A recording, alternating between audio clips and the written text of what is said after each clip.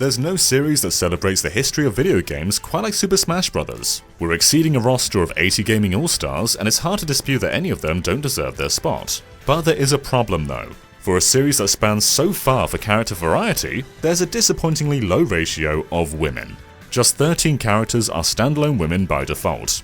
This includes 2 versions of Samus and 2 versions of Zelda. There are 2 more who are partnered with male characters, one being Nana with Popo, and the other being Kazooie with Banjo.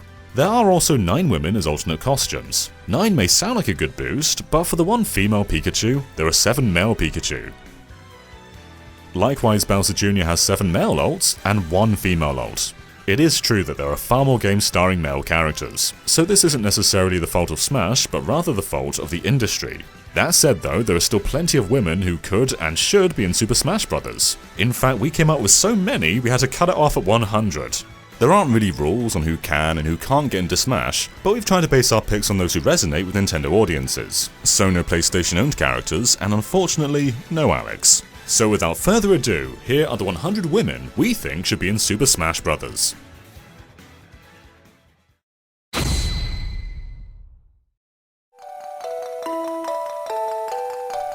For years, fans of Golden Sun have begged for Isaac to get a spot in Smash, but who's to say the girls don't deserve some love as well? And we think Mia is a great choice despite her typical role as a healer. The large variety of ice and water spells at her disposal, like Glacier and Ice Missile, could make for a great moveset while the Mercury Djinns show off for her final smash. What are you waiting for? Give Mia the spotlight.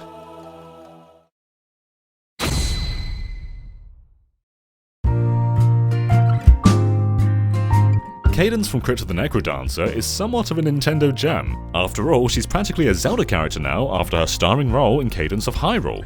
There's a huge arsenal of weapons to choose from, and in honor of being from a roguelike, her abilities and gear could grow stronger the longer she's in play.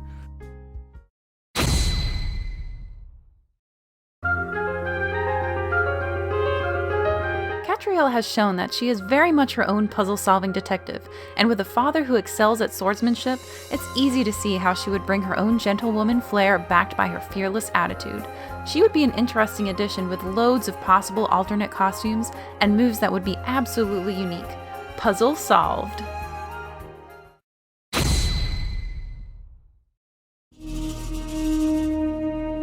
Despite only starring in one game, Alex from Eternal Darkness has stuck around in the minds of gamers over the years, largely due to the sanity effects. Alex could be a literal fourth wall-breaking character, distracting players with low battery prompts or more devastating tricks. Just imagine a final smash where it seems the match has ended in no contest. Alex could be really fun.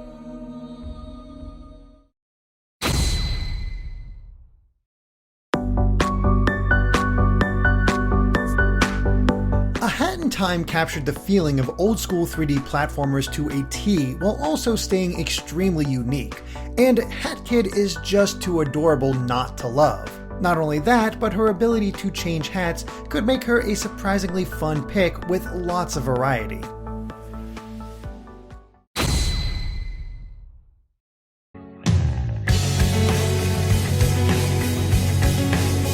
The fact that they're M-rated survival horror games aside, the Fatal Frame series remains unique enough in the survival horror genre that we think Yuri Kozukata, the protagonist of the Wii U's Fatal Frame Maiden of Black Water, could be a lot of fun in Smash. And hey, Sakurai clearly agrees because she's already in the game as an assist trophy. Still, there's so much more Yuri could do with her camera obscura than just freeze fighters in place. They could even take a page from the games themselves and have Yuri's camera attacks do more damage if executed just before an enemy attacks.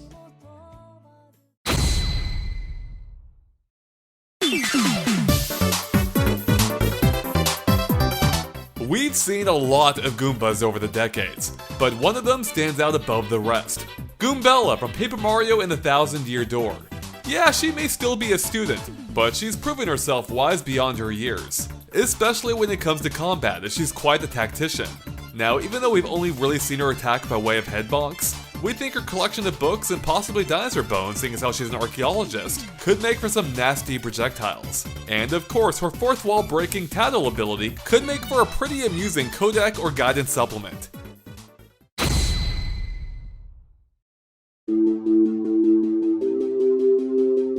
Sonya Blade may have been the first woman in Mortal Kombat, but Kitana is arguably more memorable. Her ninja-like design is striking, while her fans make her stand out as a weapon user, especially considering how she can use them to move around the arena. She would be great at both close and long-range combat, making for quite the deadly fighter.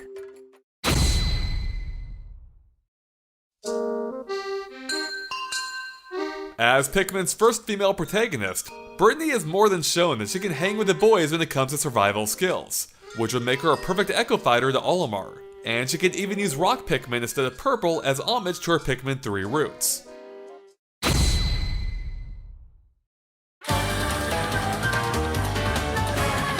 Continuing the Echo train, we have Jeanne from the Bayonetta series.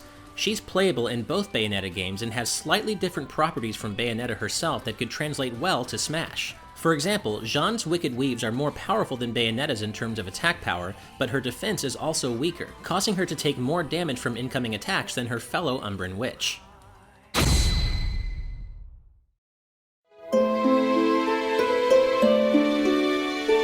Zelda's already based on her A Link Between Worlds appearance, and so it's only fitting to get a very similar but also very popular Echo in there, HILDA. HILDA is basically Zelda from another dimension, but somewhat corrupt. She wouldn't play too differently from Zelda, but would have darker undertones to her appearance and attacks.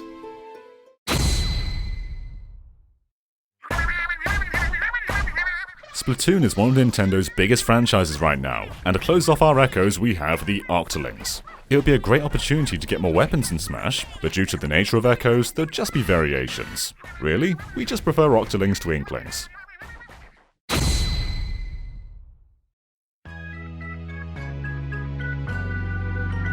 No Smash game or DLC has ever gone without a new Pokemon, and having seen all Gen 8 has to offer, we think Hatterene could be a really interesting pick. Hatterene is also one of the few Pokemon to be exclusively female. She may look sweet, but this witch can be devious. Her Pokédex entry even says that she can tear you apart with a claw on her tentacle. Not to mention she has a Gigantamax form, which would be perfect for a final Smash.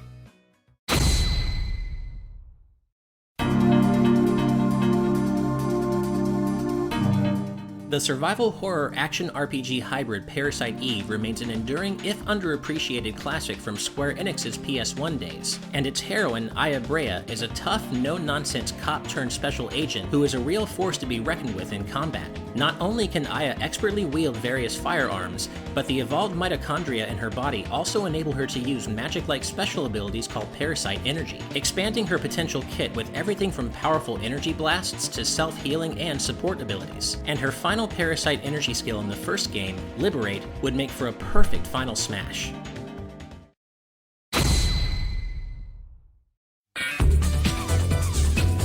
Darkstalkers doesn't get enough love today, but this macabre fighting game series from Capcom's Golden Age could bring a lot to Smash, and Morrigan is easily the most iconic of all the Night Warriors. She may face the same barrier to inclusion in Smash as Mai Shiranui, but in a world where video game ratings agencies take a day off, she could be a really interesting addition to Smash as a succubus with various vampiric abilities.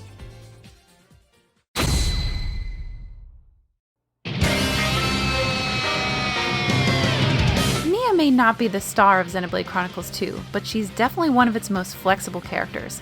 Without getting into spoilers, trust us, Nia is awesome.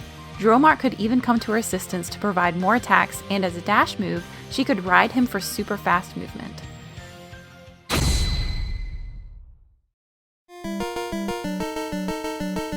Mario 2 influenced the future of the Mario series heavily, and part of that includes BIRDO. She stuck around over the years for parties, football, RPGs, and even the Olympic Games. While she's known for just spitting eggs, BIRDO can also fire magic balls and even has a mech version of herself primed for a final Smash.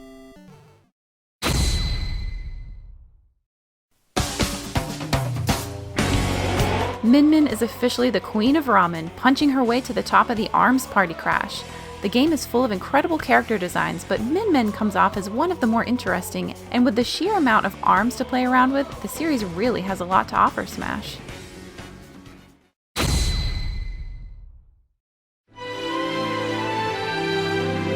Lightning is just a female Cloud, you say? Not even close. Both deadly with her unique gunblade and incredibly agile, Lightning can also paradigm shift mid-battle in order to change her abilities and stats on the fly, making her a deadly and versatile force on the battlefield.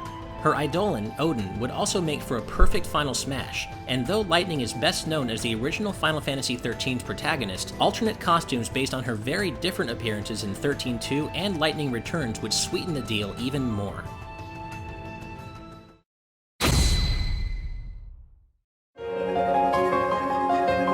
During an era that featured endless gun-toting male protagonists, Beyond Good and Evil featured a protagonist of a different sort, one that shot something other than bullets, by featuring a very distinctive-looking photographer in the lead role, who just so happened to be a woman. On top of a colorful look and an even more colorful personality, Jade was as nimble with a staff as she was her own camera.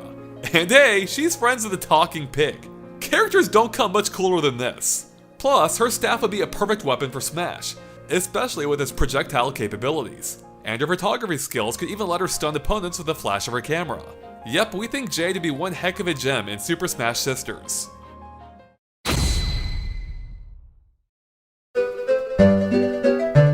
The DS's beloved message sending service also created a character that's simply surprising in how popular she is. Nikki has already appeared as a Mii costume in Smash Wii U and 3DS, and even became an assistant trophy in Ultimate.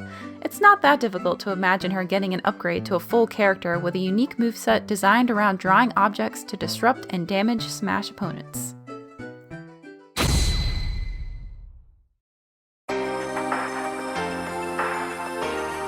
Captain Falcon has been the sole F-Zero rep for Smash's entire 20-year history, and we think it's about time he had some company. Enter Jody Summer, who would be a perfect addition and has been with the series since the second game. Now, whether she will be an entirely new fighter or an echo of Captain Falcon is entirely up to Sakurai and his team's imagination. After all, Captain Falcon's entire moveset is basically invented out of whole cloth for the original game, so there's no reason they couldn't do it again.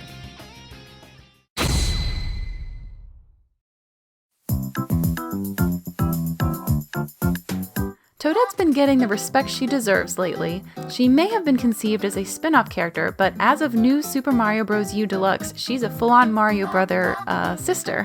While some aren't fond of the Super Crown, it's hard to deny that Peachette is pretty good Final Smash material. And it doesn't seem like she's disappearing anytime soon, as she's even come back from Mario Kart Tour.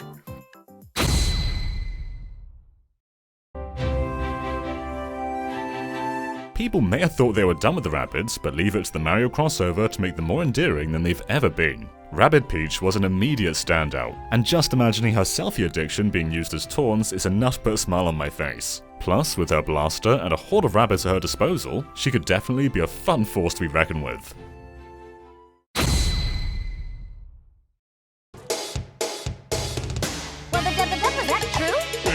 In case you didn't catch that, our wrestler friend here was agreeing that the reporter from Rhythm Heaven Fever should be in Smash. No, really, hear us out. Rhythm Heaven is such a wacky series with so much material to pull from, and the ringside minigame remains one of the most iconic of the lot. There's almost limitless potential when sourcing from minigames across the series, and introducing a rhythm-based fighting style could make the reporter stand out all the more.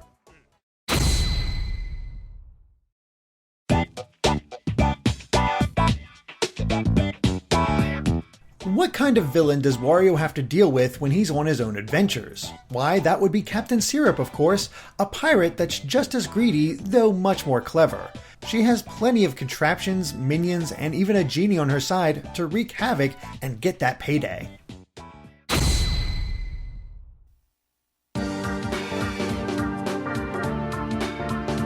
Kat and Anna have been disrespected. They're two of the best and most flexible characters in WarioWare, yet they were cut from being assist trophies in Ultimate. No more. These ninja sisters could be really interesting playable characters. They could even be the first simultaneous on-screen duo since the Ice Climbers.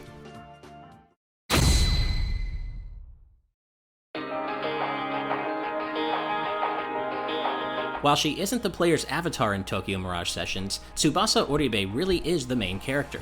This game's eclectic mix of Shin Megami Tensei, Fire Emblem, and bubbly J-pop could add some serious flair to the Smash roster, and would certainly make Tsubasa stand out among the rest of the Fire Emblem crowd. And she even wields a spear which, in terms of weapon users in Smash, is a position that remains unfulfilled to this day.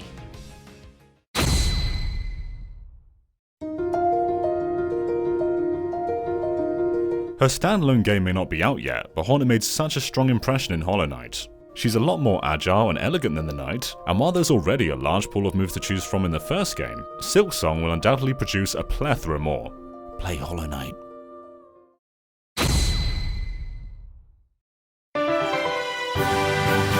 It's rare that Pokemon are exclusively one gender, even though some are made to look more traditionally feminine in nature. So we had a thought. Why not highlight the trainer instead?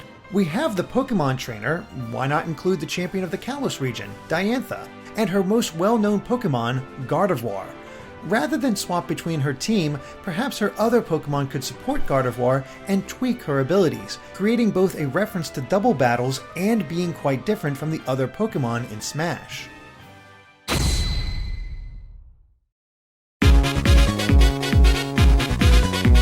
Cackletta is a villain so good that she just won't stay defeated in Mario and Luigi Superstar Saga. The bros beat her so badly that she eventually possesses Bowser and just keeps on trying to take over the world.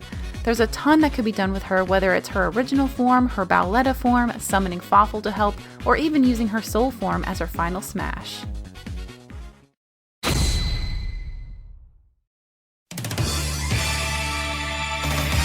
Theo may look like a simple girl with a handgun, but she will utterly devastate anyone who gets in her way, taking down armies in her path. She would also be quite different from anyone else on the roster, as she would mainly use different rapid-fire guns to deal damage from a distance, while using the butt of the guns for a smash attack. And who wouldn't want to use the Metal Slug as her final smash? She would bring pure bullet hell chaos.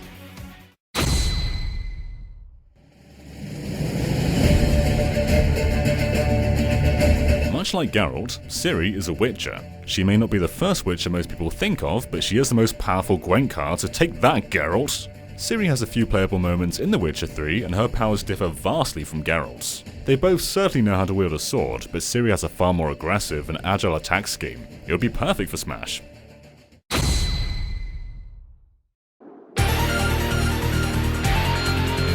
Okay, we know CL isn't much of a fighter in the Mega Man Zero series, instead dedicating herself as a scientist to finding a peaceful solution to the ongoing war between humans and Reploids. But considering CL knows enough about combat to have later created the 6 biometals seen in Mega Man ZX, not to mention the myriad cyber elves at her command, we like to imagine her joining Smash as something of a digital mage type of fighter in her very own Model C combat suit. And how cool would it be to see CL team up with Zero for her final Smash?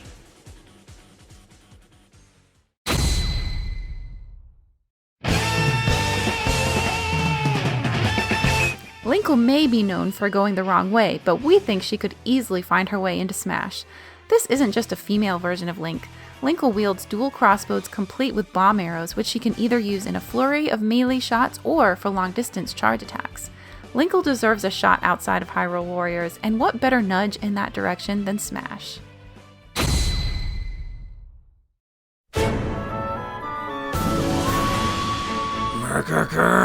How could you not want Idia from Bravely Default in Smash? She's spunky, always ready to throw down, and can keep foes guessing with multiple job classes at her fingertips. It would be awesome to see each of her attacks pull from a different job class, or perhaps she could even swap mid-battle between set jobs that all have their own unique moveset.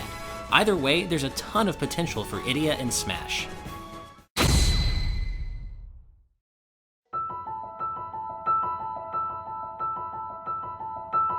Madeline has to be one of the most compelling protagonists in recent memory, where her battles were as much internal as they were external. She's compelling because she's real. But even with her limitations and vulnerabilities, she also has incredible power within, beyond just the strength of her character. Her speed and agility can make her a great mid-air fighter, and we're pretty sure the rest of the cast of Celeste Mountain wouldn't mind lending her a hand. And hey, Madeline would make for a perfect alt costume too.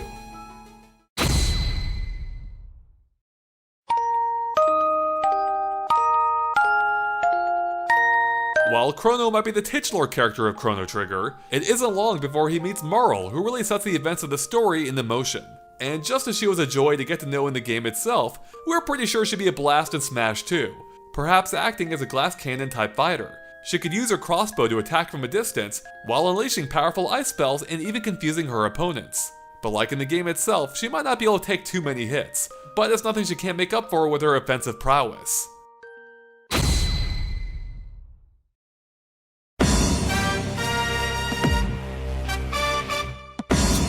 Persona 3 Portable made a ton of improvements to the core game, but none quite as drastic as an entirely new protagonist. Kotone is a fan favourite, and Persona 3's unique attributes will set her far apart from Joker. Her powers will come at you like a shot to the head. Literally.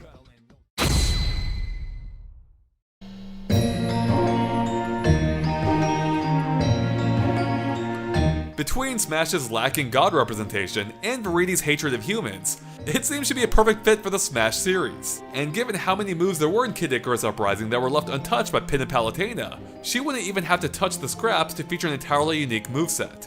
And we think she'd be a real force of nature out on the battlefield.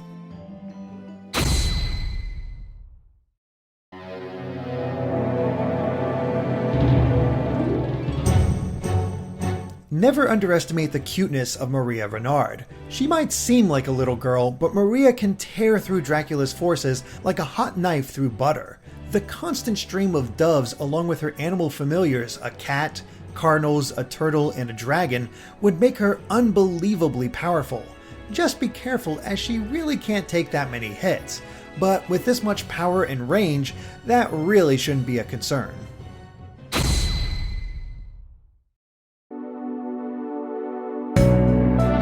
We could always use another Phantom Thief, and Ann is a great choice. She could make for an interesting combination of Joker and Simon with faster whip skills and access to fire magic. Plus, like Joker, her power could be increased whenever her persona Carmen comes out. She's the perfect variation that would make her stand out on her own. For real!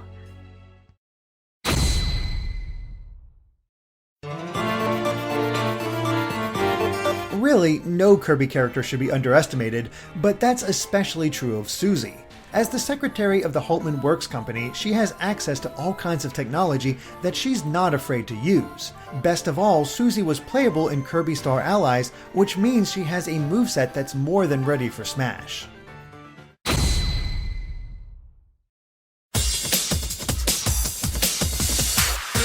The Wii Fit Trainer is a calming force in comparison to the Ring Fit Trainer. She is all about getting up and moving, so the more active she is, the more her hair flares up, making her all the stronger.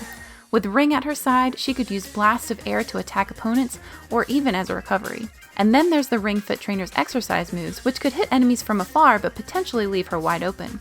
She may be similar to the Wii Fit Trainer, but they wouldn't have a single move in common.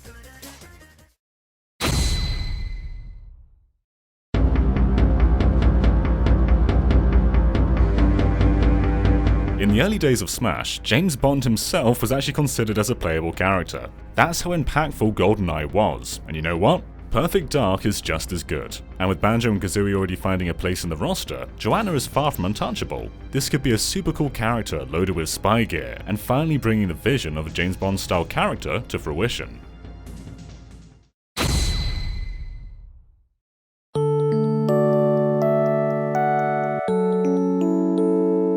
The de facto princess of Osohe Castle, Kumatora is one of Lucas's staunchest allies in Mother 3 and a huge asset in combat. Although her physical strength leaves a bit to be desired, the specialized combat gloves she uses mean she still can't be taken lightly in close quarters scraps. But it's Kumatora's wide array of enormously powerful PSI abilities that make her truly deadly, and considering she shares many of those PSI abilities with the boy from nowhere, we think she'd make for a perfect Echo fighter for Lucas.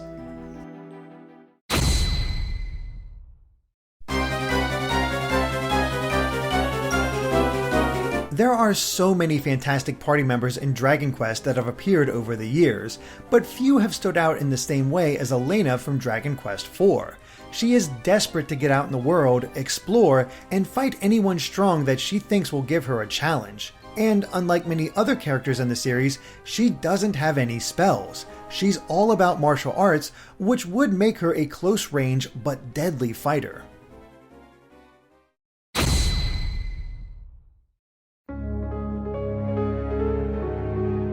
Claire might not appear as much in the Resident Evil games compared to the other protagonists of the series, but she always makes her mark when she does. Her exclusive weapons in Resident Evil 2, the grenade launcher and spark shot, would serve as a good starting point for her moveset. She could even bring in Mr. X as her final smash to stomp the competition.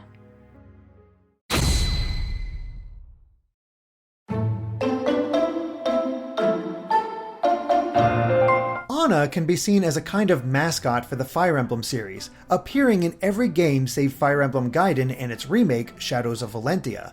She's been a shopkeeper, a guide, and even a playable character, and it's that versatility that makes her special. Anna isn't especially strong with any one weapon, but she can use them all.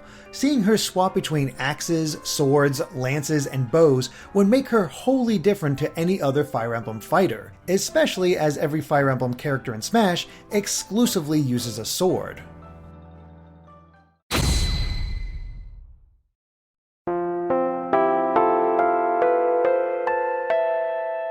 One of Final Fantasy's most popular heroines to this day, it could easily be argued that YUNA, not Tidus, is Final Fantasy X's central protagonist. An incredibly powerful summoner and mage, YUNA can call upon various Aeon monsters to aid her in combat at any time. Perfect for a Final Smash, actually, but that doesn't mean she can't fight her own battles. In fact, in Final Fantasy X-2, she is shown to be remarkably athletic and light on her feet, not to mention a deadly markswoman when she gets her hands on a set of twin pistols. And speaking of X-2, just think of all the different dress spheres that could serve as alternate costumes for YUNA.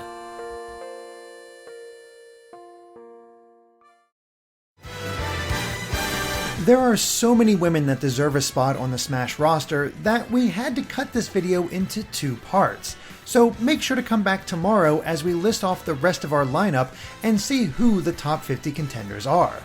Who do you think will make the cut? And what do you think of our choices so far? Let us know in the comments and be sure to subscribe to Game Explain for more on Super Smash Bros. And other things gaming.